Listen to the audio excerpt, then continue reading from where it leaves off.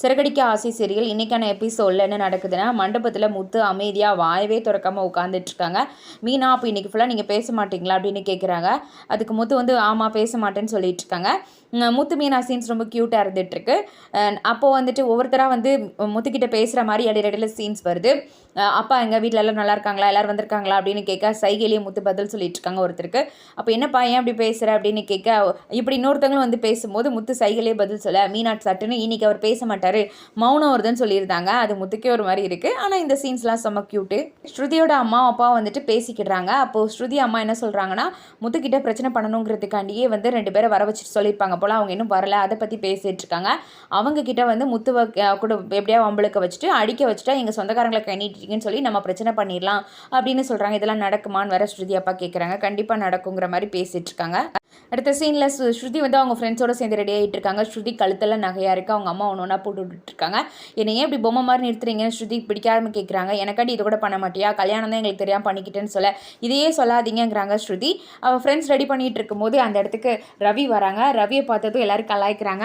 நான் தனியாக இருப்பேன்னு நினச்சி வந்தேன்னு சொல்கிறாங்க. ஃப்ரெண்ட்ஸ் எல்லாம் ஃப்ரீயாக விட்டுட்டு போகிறாங்க. ரவி ஸ்ருதி கிட்ட ரொமான்டிக்காக பேசிகிட்டு இருக்காங்க. அப்போ வந்துட்டு கண்ணத்துக்கிட்ட ஏதோ ஒட்டி இருக்குங்கிற மாதிரி கண்ணாடி முன்னாடி கூட்டிகிட்டு போயிட்டு ஸ்ருதியை கிஸ் பண்ணியிருந்தாங்க. வழக்கமாக நான் தான் ரொமான்ஸாக இருப்பேன், இப்போ நீ ரொம்ப ரொமான்டிக்காக இருக்கே அப்படின்னு வந்து ஸ்ருதி பேசிகிட்டு இருக்காங்க. இந்த சீன்ஸும் நல்லாயிருக்கும். இதுக்கு இடையில ரோஹிணியோட ஃப்ரெண்டு ஸ்ருதி நகை போட்டிருக்கதை போய் பார்த்துட்டு சொல்கிறாங்க. அவள் அம்புட்டு நகை போட்டிருக்காடி, அவ்வளோதான் உன் மாமியார் பார்த்தா என்ன நகை போத்துலாம் பேசுகிறாங்க. ஆமாம், எங்கள் அப்பா மட்டும் வரலன்னா அவ்வளோதான், பேரை மாற்றின விஷயத்துலேயே என்னை தாளிச்சிட்டாங்க, எங்கள் அப்பா வரலன்னா பெரிய பிரச்சனையாயிரும், என்னடி ஆச்சு, அந்த வர சொல்கிறேன்னு சொல்லியிருந்தேன், என்ன ஆச்சு அப்படின்னு கேட்க கால் பண்ணுறாங்க. இவங்க ஒரு ஆள் ரெடி பண்ணியிருப்பாங்க. முத்துவை குடிக்க வச்சு பிரச்சனையில் மாட்டி விடணும், அதை வச்சு நம்ம தப்பிச்சிடலாம், எங்கள் அப்பா வராததை மறைச்சிடலாம் அப்படின்னு ரோஹிணி யோசிக்கிறாங்க.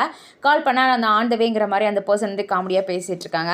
முத்துக்கிட்ட ஒவ்வொருத்தராக வந்து பேசுகிறத மொத்தமாக முதல்லையே சொல்லிட்டேன். முத்துவும் மீனாவும் உட்காந்துட்டு இருக்கும்போது, மீனா அப்போ நிஜமாவே இன்றைக்கி ஃபுல்லாக பேச மாட்டிங்களா அப்படின்னு கேட்க, அந்த டைமிங்கில் மாலை எடுத்துகிட்டு வந்து ஸ்ருதியோட அம்மா போவாங்க. துளசி மாலை கையில் வச்சுருக்காங்க. ரோஜா மாலை எடுத்துக்கிட்டு ரவியோட அம்மா போவாங்க. முத்து இதை பார்த்துட்டு ஒரு கணக்கு போடுறாங்க.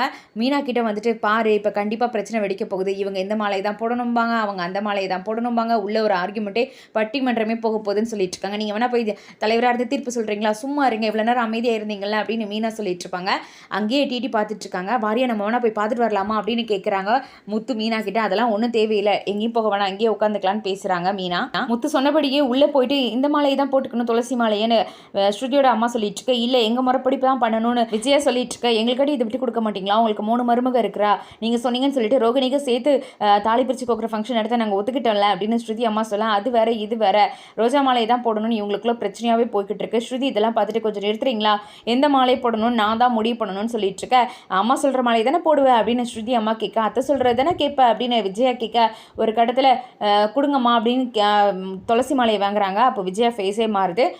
ஆண்டி நீங்களும் கொடுங்கன்னு சொல்லிட்டு 2 மாலையுமே போட்டுக்கிறாங்க. இதை பார்த்து அவங்க 2 பேருமே சந்தோஷப்படுறாங்க. இதோட எபிசோட் முடியுது. நாளைக்கான ப்ரோமோ வந்து ரிலீஸ் பண்ணியிருக்காங்க. அந்த பர்சன் வந்து வந்துருந்தாங்க, ரோஹிணி ஏற்பாடு பண்ண பர்சன்.